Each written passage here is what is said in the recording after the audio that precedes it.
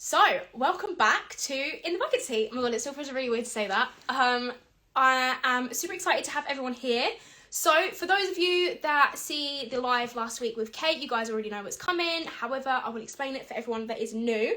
So, In the Bucket Seat is a podcast slash live slash Q&A. Still don't really know what to categorise it as, but it is what it is.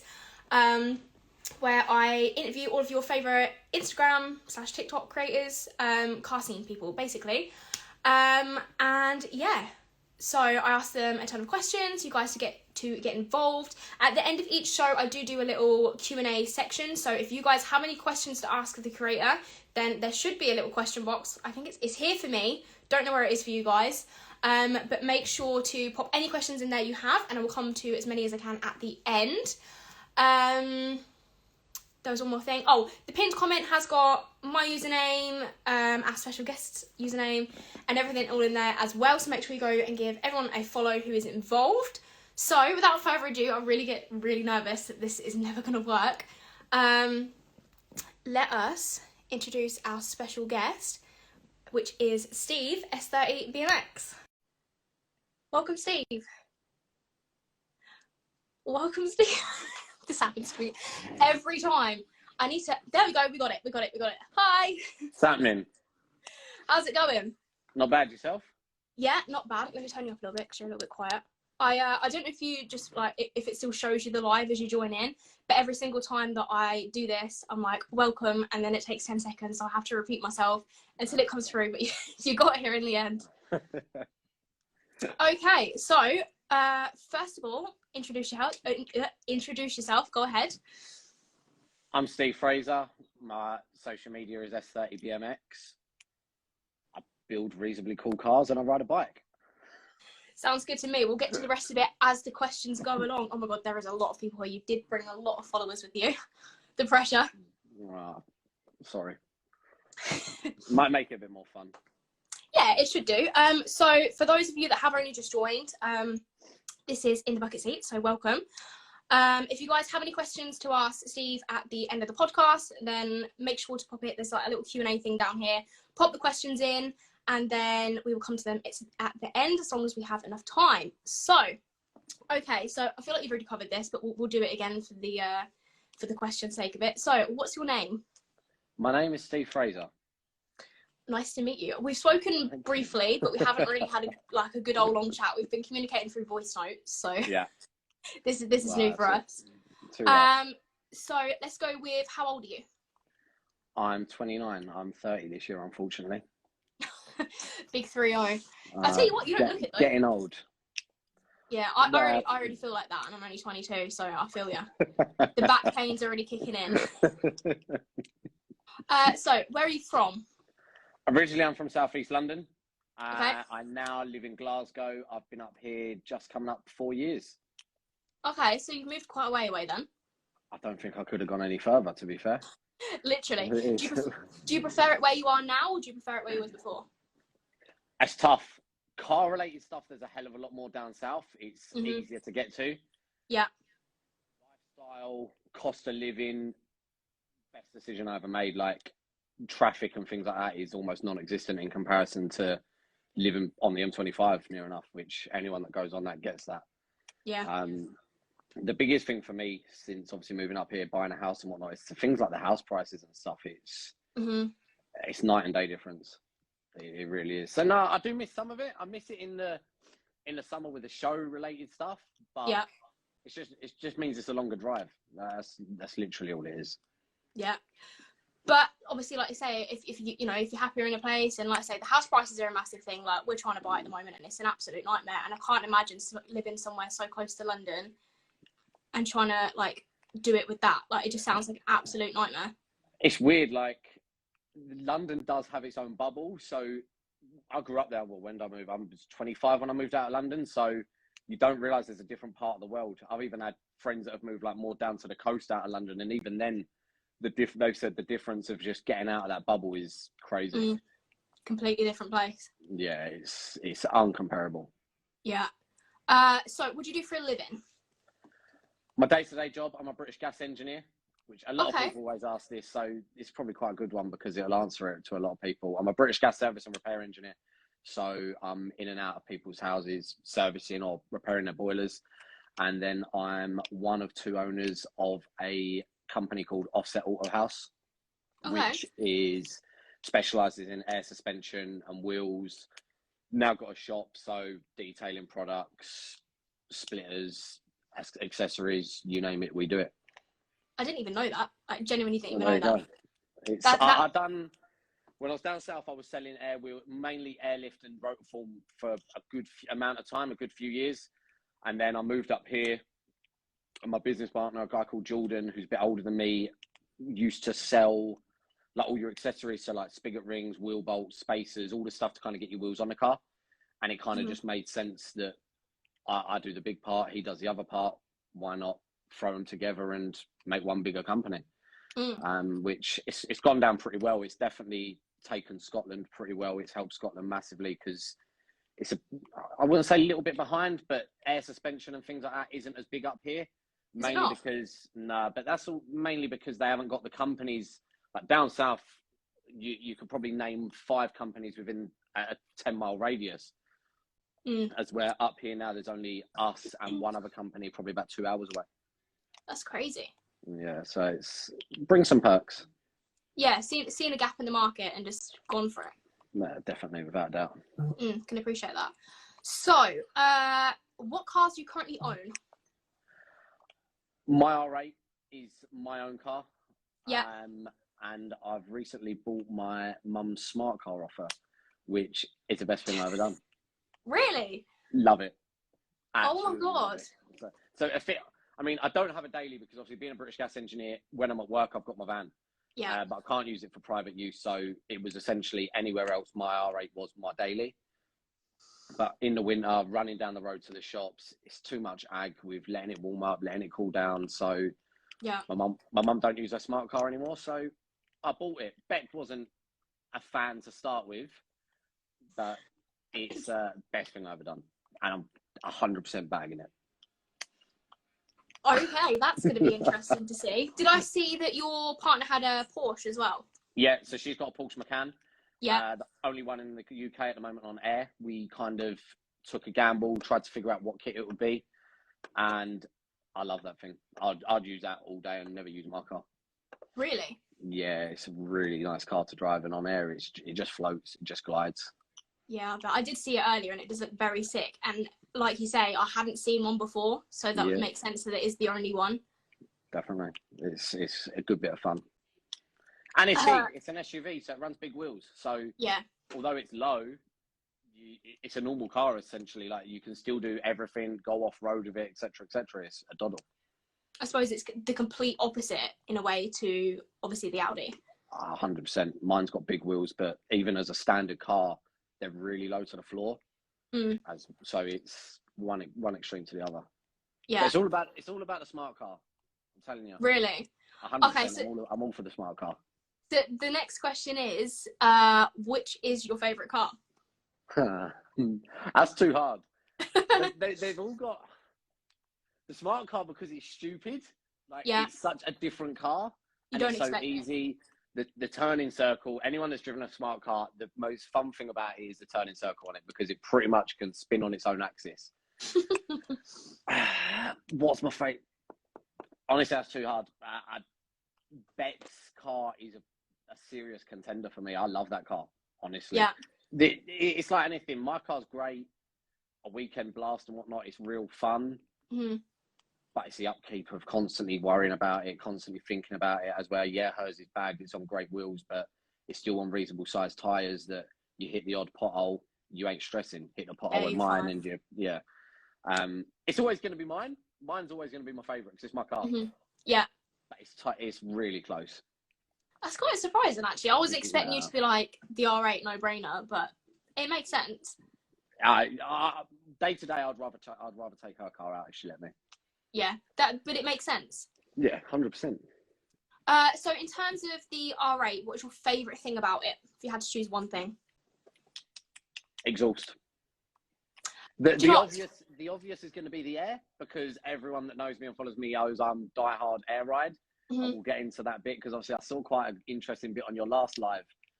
You and Kate talking about the air suspension stuff. Yeah. But it's got to be the exhaust. The noise that, because I've recently changed it, and the noise that exhaust makes with a V10 engine is just disgusting.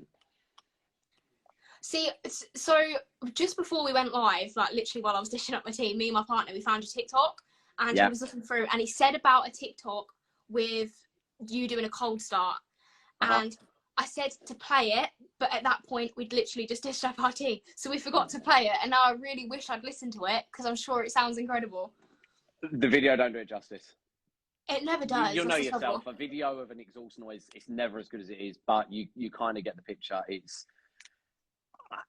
I try not to start my car early at my house because I do feel for my neighbours.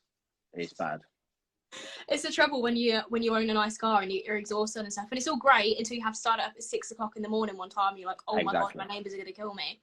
Which I done not long ago because we took a trip to London and we actually left at 6:30, and I felt terrible. But that's their problem. Yeah, what can you do? Exactly. What do they expect you to do? Just take your exhaust off every time you want to start it? What is your least favourite thing about it? The seats. Really? They're fixed buckets. They're fixed bucket seats. So it's like Audi's version of race seat as much as they can. Yeah. They're great. They're really nice to drive. They hug you. But because they're fixed and you cannot move them, 2 hours into a journey, your back feels it massively. Yeah, I take it they're the stock seats, yeah? Yeah. So I've only ever been in an R8 once, and it was literally for a 10-minute drive, and I did feel like they was a little bit tough. Yeah, they do get to you after a few hours driving, that's for sure. But then it's not a comfy. I say it's not a comfy car. It's not a car that's made for comfort. Like you're buying a car like that, you're buying it for what it is. Completely agree. Yeah, I'd say that's probably my least favourite. See, they still look nice, but like you say, it's the practicality of it. 100%. I think everything with your car will come down to it being not practical. Without a doubt. But then again, you don't daily it for that reason. And you don't buy it for that. Yeah. No one buys an R8 or a Hurricane to be a practical car. So. Next modification. My next modification. Everyone will say it needs to be twin turbos. Okay. Which money wasn't an issue. 100%, it'll be twin turbo. I think that's the case for anyone. Exactly, without a doubt. But it gets quite costly doing that stuff. I'd need to win the lottery to do it anytime soon. Yeah. This year, I've got a couple more aero stuff. I'm going a little bit more motorsporty style. A couple more carbon aero parts going on it. It will go, and which is expected, it will go another colour again. And the usual, I've got a new set of Rotoform 3-piece being built at the moment, which, if all goes well, I think my car should be done for March, for my first show being Dub Shed in Ireland. Quite soon then? Yeah, quite soon. Everything's falling into place at the moment. Touch wood. Fingers crossed. It's never going to be the case though, is it? Never. Especially with me. So one thing I was going to ask you it much further on, but since you've just mentioned it, why so many wrap change colours? Like, why change it so much? Why not? Can't argue with that, to be fair. Do you just get bored fast, or? Yeah, I get bored, but it's also, for me, it's such an easy way of giving your car a new sense to life. Like, it's white now, I wrap it bright orange. I love it again. It's like a new car. I get bored of that, I pull it off. Like, it just works. I'm fortunate enough that I've got a friend that owns a wrapping company up here that we've got a good deal together, that it works for him as much as it works for me. But it probably started, my TTRS I wrapped orange, and that was probably when I first started getting the bug for wanting to constantly change it. I mean, I've owned the R8 2 and a bit years, and I'm on, this will be colour number 4. I was going to say, how many have you done? I suppose it's not bad in 2.5 years though. It's not. The longest, well, no, I say colour number 4, that's a lie, because that's counting the original. So wraps, this will be wrap number 3. Got you. It went satin grey, and that lasted probably about a year. Then it went Miami blue, which done well, and it was good for summer because it was bright. But as soon as winter hit, I instantly kind of got a little a little bit bored of it and it come off. And I'm enjoying the paint for a bit, and then give it a month or so's time, we go again. Have you already decided the next colour? Yeah. You have? I take it it's secret. Yeah, ish. It's not going to be, it won't be really bright, but it'll work. Okay. There's much I can say about giving it away. That's fine. To be fair, I've got to say that the Miami blue is my favourite. I'm obsessed with that colour. Like, I have been for years. And I feel like you say, it just completely transforms a car. It just makes it look like a whole new car. 100%. That's the best thing for it. Yeah, and I think that's the best thing about wrap as well, is the fact that you can, if you're bored of it, like you say, you can just pull it off. Literally that's what it comes down to. Like, the Miami blue for me was a bit of a gamble. It was a colour I always wanted to do. Yeah. And it did work well. It just, I don't know what it was. It was just one day I was over it. And I think my biggest issue was the satin grey, because it made it look spaceship, Batman car, all that malarkey. It made it so aggressive that even now everyone compares anything I do to the grey. So the blue had quite a lot to live up to in terms of that. But then it's two different aspects. Like, you can't murder a car and then expect a really bright colour to look exactly the same. Yeah. You go into two different styles. So if you had to choose, what would you say is the favourite colour that you've wrapped the car so far? Proper testing you now, aren't I? The one that's coming. Really? I think so. I could eat my words. I loved the blue because I love going bright. Mm-hmm. I will agree with most that the satin grey just was a different level. But then I go through phases. Like, I love the paint colour as well. I think the new colour is going to go down pretty cool. I'm excited to see what that is. I'm going to kind of get words up today. So when is it being done in the next couple of months, you say? Yeah, it'll probably be beginning of March. We'll start wrapping it. I'm excited to see that. Very excited to see that. Me too. So how many cars have you had before this one? How many cars have I had? Not that many. I think I'm on my fifth. Wait, Polo, Golf, S3. This is my fifth. Oh, so that's not too bad for your age. No, I tend to average about every 3 years. Yeah, so about the same. I normally get to like the 3 year mark and I get bored. But then everything's got a price, so yeah. things can go sooner. Yeah, I agree with that. So let's start off with, what was your first car? My very first car was a Volkswagen Polo 9M3, 1.2 3-cylinder. Brilliant car. It's so crazy. Like, obviously when Kate mentioned it as well, hers was a Suzuki Swift, and it's just so crazy how we all start from something so small, so slow, and now we've all got these like big boy cars, and it's just like, how do you get to that point? You got to start somewhere. Yeah. And plus, you never know. Like, when I first got my first car, I didn't know I was going to go to this extreme of playing around with cars. Like, I grew up riding BMX, so like BMXers and skateboarders and whatnot was, I want to turn 17. I want to pass my test because I want to drive to this skate park, that skate park. And I didn't even do anything to my Polo. Well, I did. I made it look quite terrible, but it was like black windows, a set of 17-inch rip speed wheels, and a sub in the back. And that was it. That isn't where the modified bug started. It's kind of standard first car, isn't it? You just do a couple 100%. of bits, and then it all kind of spirals, and then here you are, God knows how much deep in this car, and it's never ending. No, that's it. My one biggest tip is, if you start modifying cars, never count how much money you're spending. Yeah, I don't want to do that. I'm not even that far in either.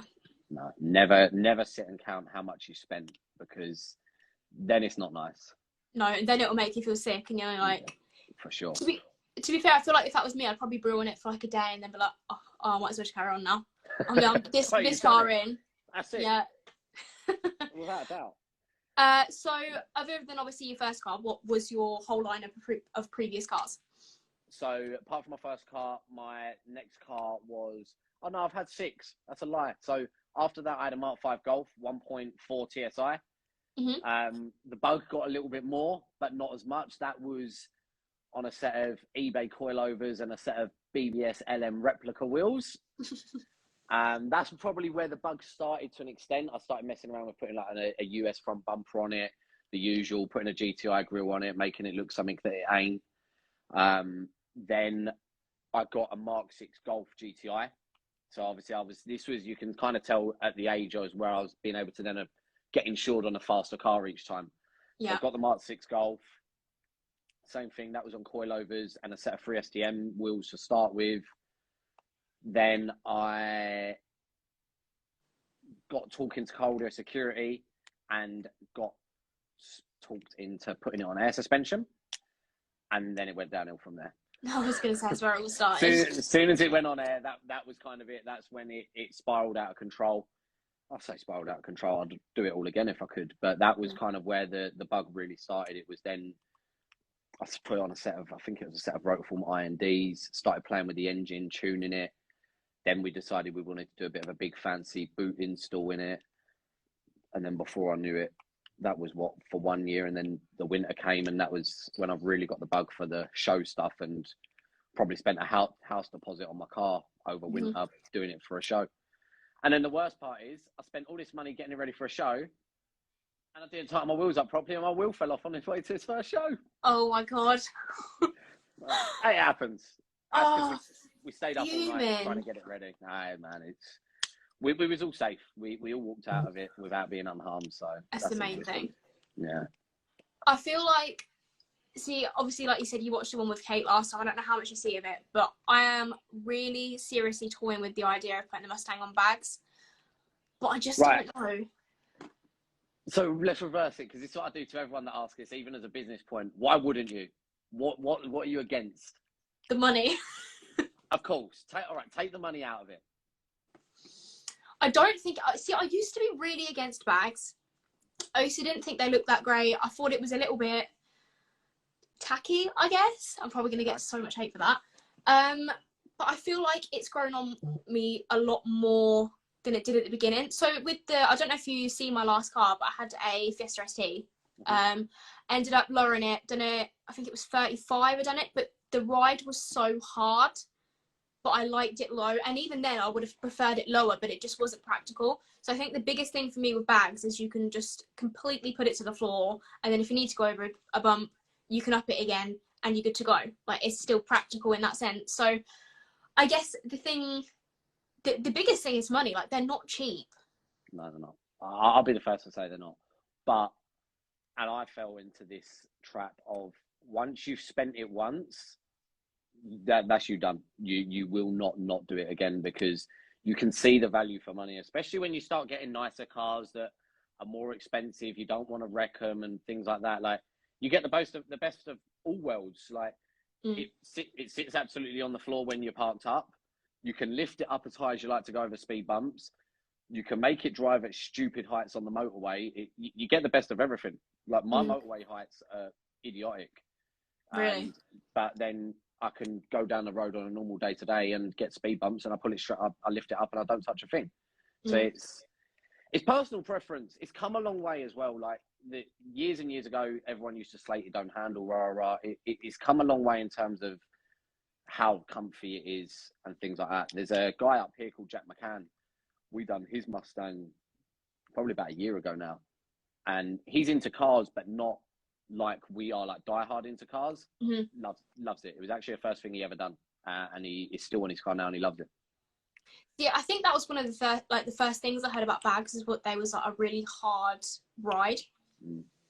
Not anymore. They are on like a custom thing. So like your Fiestas and your Polos, where airlift, because they're American, can't develop a kit.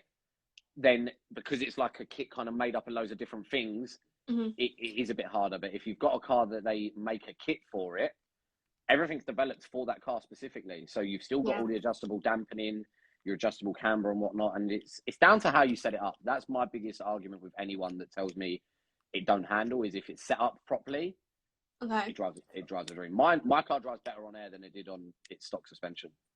That's crazy. And that's genuine. That's not even me trying to sell anyone an air kit. That's God's honest truth. I already feel like you've sold it to me, and we're like 28 minutes into this live already. Oh my God, this ain't gonna go down well. I'm gonna get off this live and say to my partner, I'm gonna be like, right, I'm buying bags. Forget the house deposit.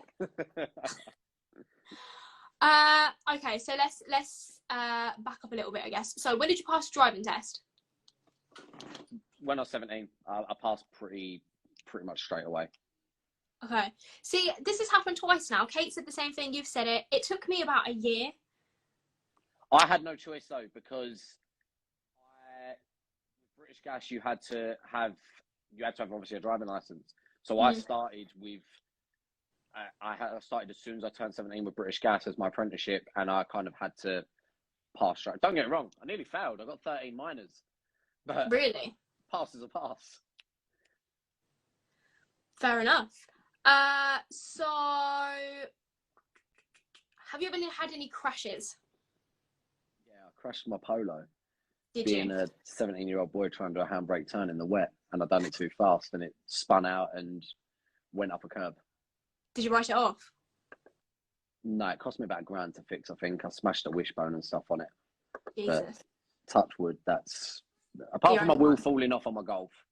But oh yeah, that ain't really a crash. That was just not being Human sensible. Yes. But no, other than that, I've been okay, thankfully. Okay. Dream realistic car, or do you own it? If you call it realistic. No, it's what I've got now was always the goal of in the modified world. It was when I kind of got up to my TTRS, which the price of that was obviously reasonably expensive because of how much cars are nowadays.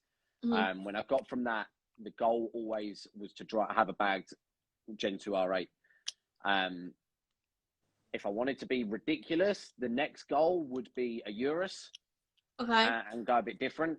It would probably be, we wouldn't need my car and Beck's car. It would probably be try and chop both in, go down the route of a Urus, but that's big money. You're talking 200 grand minimum. Hurricane was always there, but after speaking to so many people with them being the same car, a Hurricane R8 is pretty much the same. Apart from everyone that I spoke to tells me the R8 is a much nicer car to drive. So, yeah, but then a Urus isn't realistic. So that kind of defeats the question. Yeah. To be fair, the next question was it was Dream Supercar next, so it kind of ties it into one. Well, there you go. Yeah, it's something big, a big US SUV, even something like a Q8. So I've got a thing for SUVs. I'm a bit thankful at the moment. Obviously, Beck dabbles in the SUV part, which means I can have the stupid part. Yeah, the best of both worlds. Definitely. If you had to choose out of every car you've ever seen or know about, what's your least favourite car? Like one you look at and you just absolutely despise it. I don't know. It's not one that springs to mind. No, there's like not even like the cube cars, or I would say a smart car, but actually, yeah, because my business partner loves them. A cube. Can't stand them. Not for me. I don't know who looks at a cube and thinks, "Wow, I love that. I want one of them." Honestly, like what? I don't know. It's different. It's unique. Yeah, I think that's the kindest way to put it. Yeah, it's unique. Feel like this one's a no-brainer. Static or bags? You can answer that for me. Bags. So quite, I guess, kind of a little bit of a deep one. Opinion on the car scene, specifically the UK car scene. Oh, I could go anywhere with this. I hate the terminology car scene to start with. Okay. Yeah. It's definitely an age thing. I'm a bit older, so I've kind of got to the part of I'm kind of coming out of in the middle part of it, like the more younger people are in now. My only bit of advice is ignore it, man. Like, if you go to car shows, you go to them for your own stuff. If you do it on the internet and you build your cars for the internet, then you do.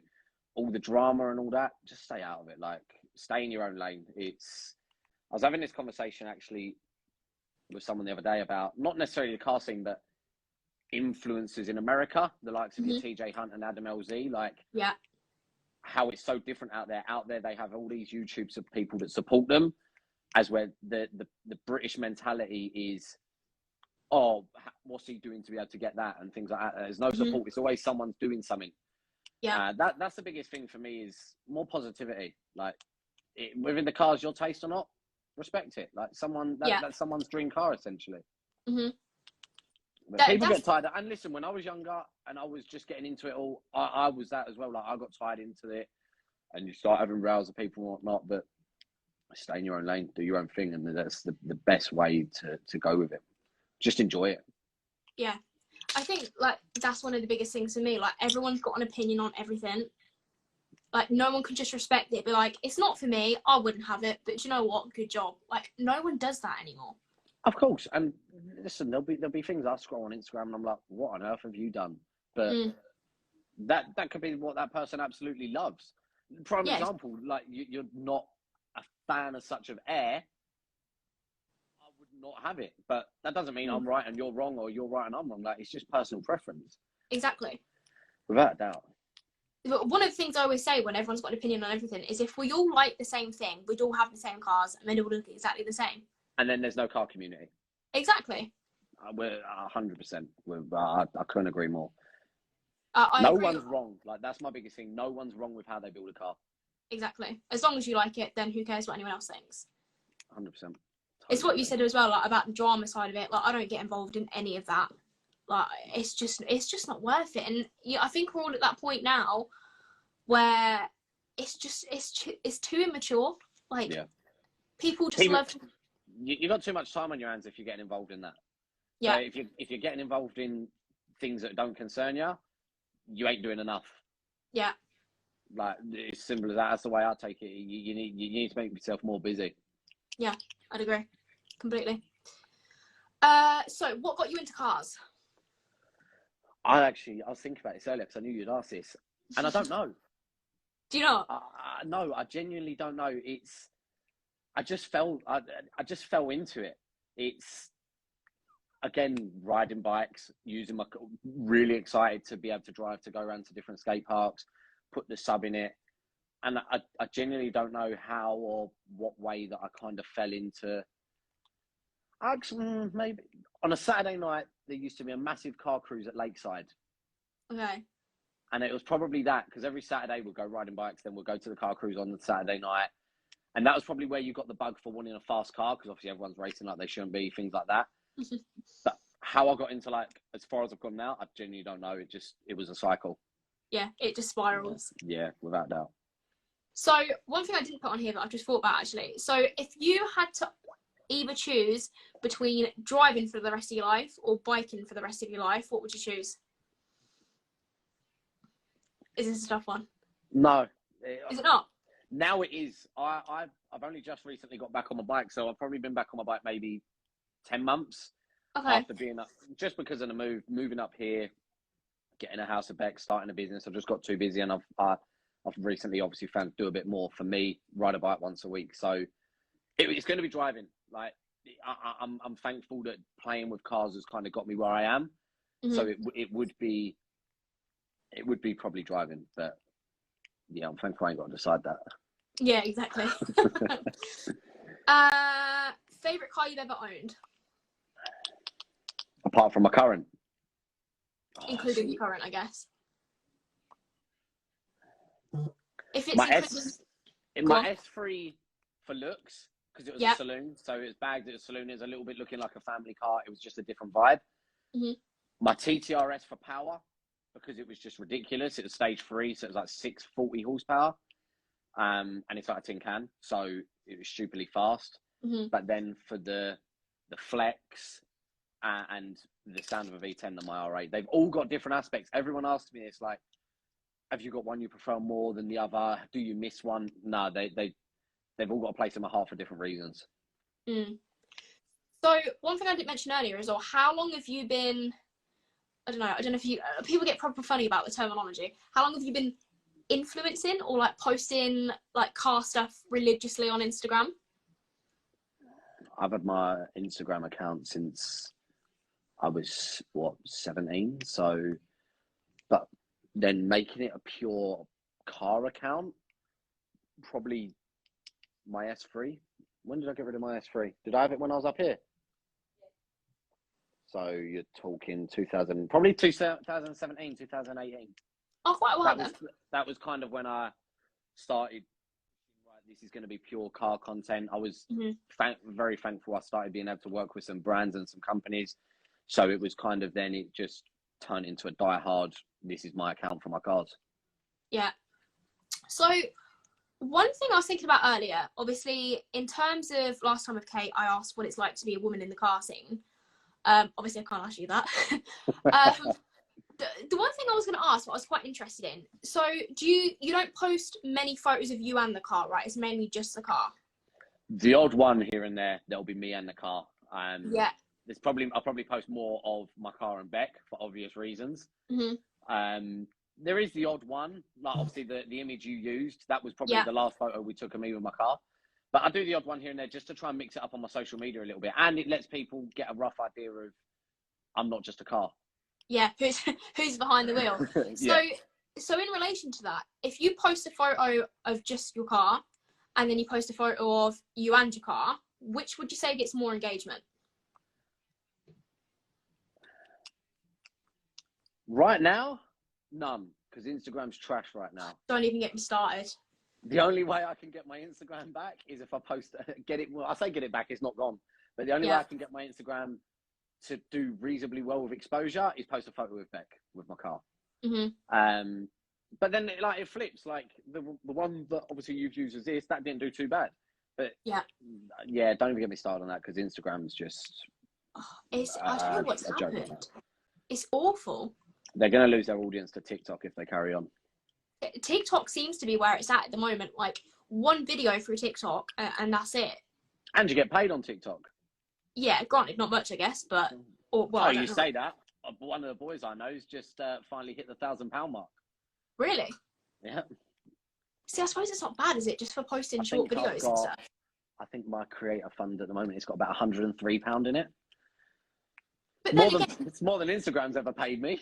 Yeah, exactly. Considering you're just posting for fun. Yeah, that's exactly it. Like, it's social media. You're wanting people to see what you post, and TikTok says, well, you know what? We'll let you have some money for doing it. So why not? They never really used to be like a photo of me would do better than a photo of me with my car or without my car, sort of thing. If I posted something non-car related totally, it'll flop. Because you can just tell my account is pure diehard car account, and that's it. Yeah, I get that. See, I just wanted to know, I guess, if it was different from male, because obviously being a female, you post a photo of your car, it does okay, like you say, but when I post one with my car, it does like a lot better. So I was just curious if that is the same thing for a guy, or whether the one with you and the car tends to get less likes. Like, I didn't know if it was like a big difference. Or there's just not much in it. I'm probably a little bit blessed that it's a bit of a much for much, but if it was just Die Hard, here's a photo of my car, here's a photo of me with my car, no hashtags, nothing like that, the car would probably do better. Okay. But that's just, people follow me for my car. Most females have a bit of a mix of everything, so you've got people that follow you for your car as well, you've got people that follow you for looking at females. Yeah, can't argue with that one. I don't think we've covered this. Least favourite car you've owned? Least favourite car? My Polo. Yeah. Yeah, it's easy. Performance or visual modifications? I don't have a preference. I always try to go both. It's a mix. I always really enjoy a powerful car.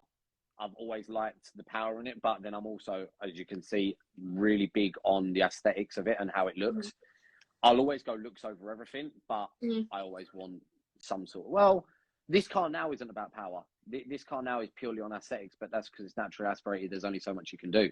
But then, like, you look at my TTRS, yes, it had the aesthetics, but then we also done the stuff like putting a bigger turbo on it and things like that. Yeah. So I'm probably in the middle. No, probably like 60-40, 60 going towards aesthetics, but I do enjoy the power of it. Yeah. Next car.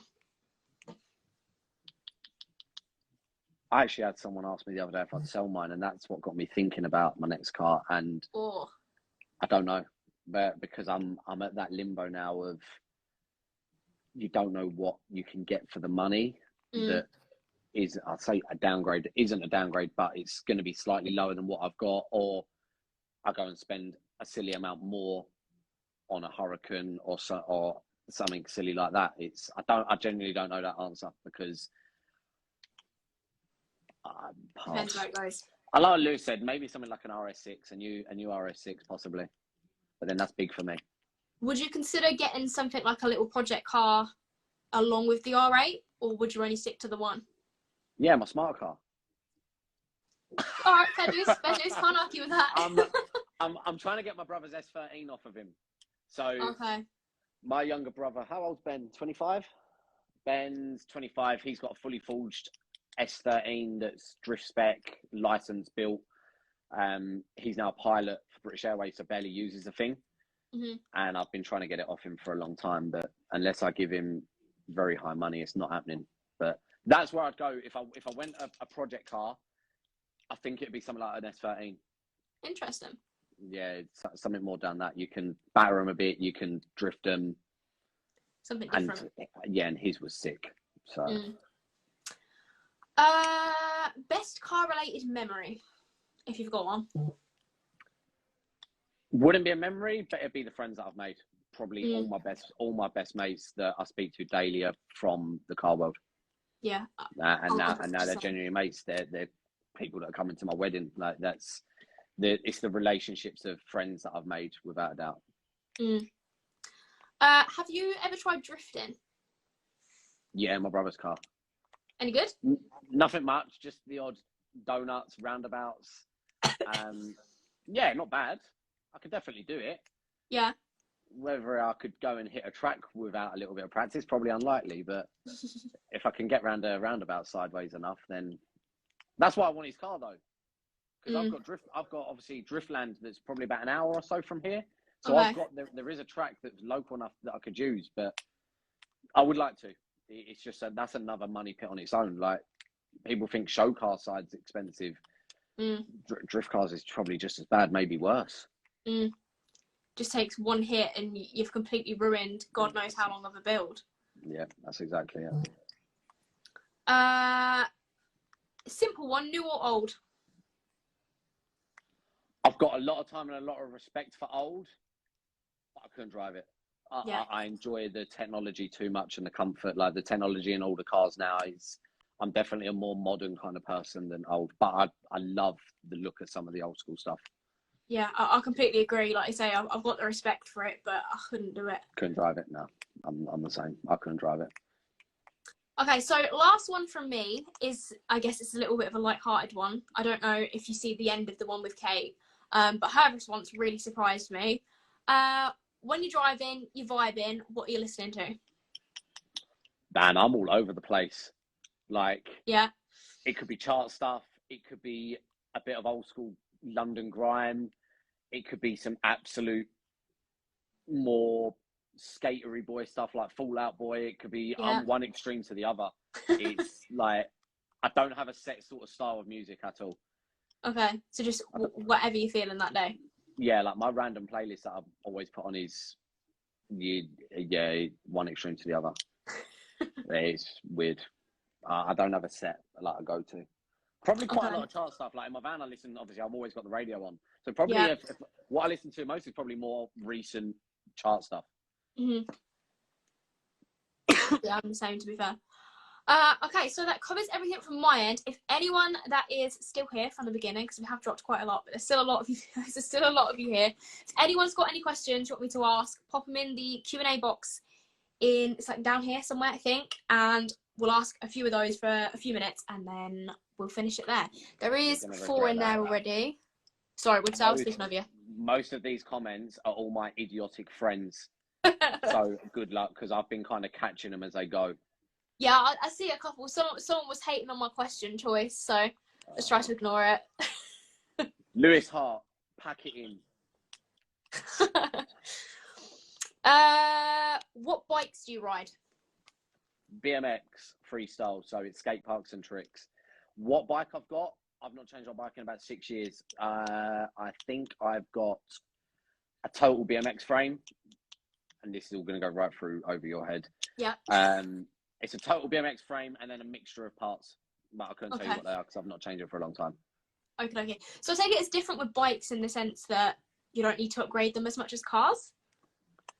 You do to an extent, but once you get your bike to where you like it, then you're fine. Like you buy the different parts of how you like, because obviously with the sort of stuff we do, you get different sizes, different length bars, different length frames for like what size you are and whatnot. So once you've kind of got how you like your bike, then no, that's it. But it's just leave it at that. Yeah, you do get probably the more youngsters that do buy bike parts for the sake of it, like we do for cars, but that's because they're young and that's where their money goes to. Yes, they're fun. Yeah, it makes sense. That's it. What have we got in here? What's the insurance like for the R8? My insurance for my R8, I think, is about 700 quid. Can't relate. Mine's more than that. I'm getting old though. Yeah, you're at that point. Yeah, that's it. That's the only blessing of getting old is you don't have to pay stupid insurance prices. Did you used to pay a lot, like in your previous cars? Yeah, I think it only really, well, like anything, it only really started getting good when I turned 25, which is obviously the big one for insurance. My S3 was, I can't remember, my TT was, I think, about 700 as well. But everything's declared as well. That's all my modifications declared. Yeah. So I think it's the only way to do it, to be fair. I feel like if you don't declare your modifications, you are being very risky. Definitely, without doubt. I wouldn't do it. My partner said, what's the story behind the nickname Fish? Pretty short and sweet. When I was in school, secondary school, and I was in year 7, one of my pals, as a joke, thought he would say I looked like a fish, and there's my nickname. It stuck. Ever since that was it. I don't really get it anymore. It's obviously you meet newer people as you get older and whatnot, and it's by your own name. But yeah, the people that have followed me long enough will obviously remember me as that was my nickname. Fair enough. It's a bit of a random one, but I know, of all things. Do you think the car scene will end when all cars go electric? No chance. You've seen what they're doing to some of the electric cars already. Like it's the new, which I'm a massive sucker for, the new Audi e-tron GT. Yeah. The car version, obviously, that's made to go against the Taken.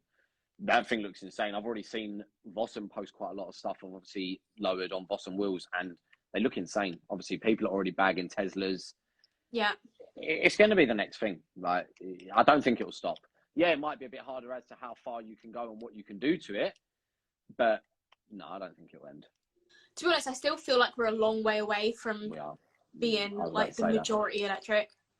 It's too expensive for like to get into a nice electric car. You're 60, 70, 80 grand minimum. So it's right now you can spend 80 grand on an e-tron SUV Audi, or you can go and spend on 80 grand and get an R8. Oh, which one I'd rather? What are most people going to do?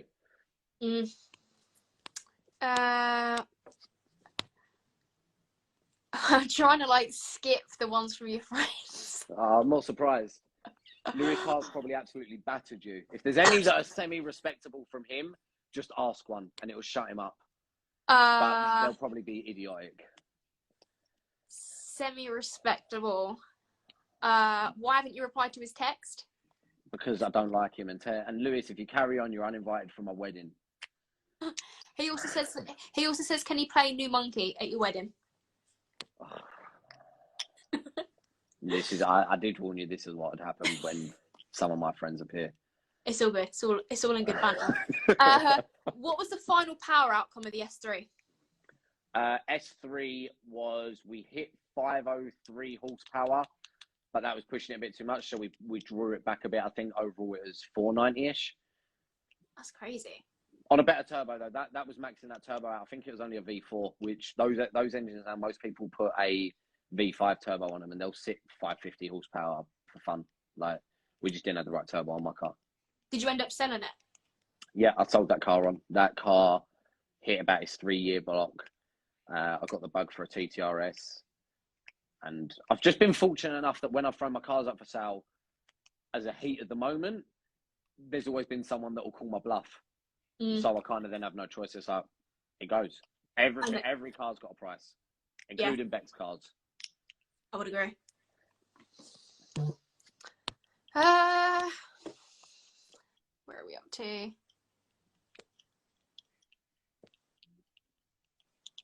That one's controversial. I'm not going to ask that one. We've done that one. We've done that one. I don't know if this is one of your followers or not. We'll finish on this one. Do you like Kias? Do I like Kias? Such a specific question. They're a good family car. I actually think I saw a Kia the other day, and I think it may have been a new SUV style one. And I actually said I kind of like it. But everything's getting better now. Like, everything's moving to be much more modern looking. That it works. So yeah, I wouldn't not like Kias. Have you seen the new Peugeots?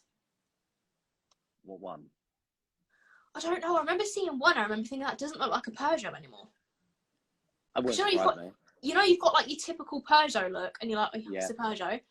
Yeah. I think it was a Peugeot. Anyway, I'm going to end up making myself look like an idiot now because I can't remember which one it was. But I just remember thinking and looking at it and thinking that doesn't look like a Peugeot anymore.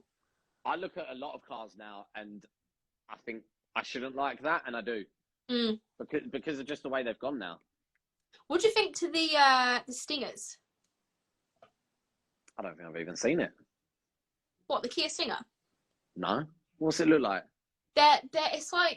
It's a 5-door. It's like a family-looking car, but it's like a sport version. They are very nice, to be fair. Kate had one at one point. Right. That's what I mean. See, you've just found a Kia that looks good. Yeah, they do look really good, to be fair. My sister-in-law's partner was looking at getting one, but they are really nice. Everything's moving now. Like, the days of like a Kia where we'd all laugh at, why are you buying a Kia? Like, I think those days are gone. So a lot of companies are making it. All right, the rest of them are from Lewis. So shock. We'll leave it there. But yeah, is there anything else you want to add on, or anything you want to speak about before we head off? I think it's been good. Let me know when you want air for your Mustang.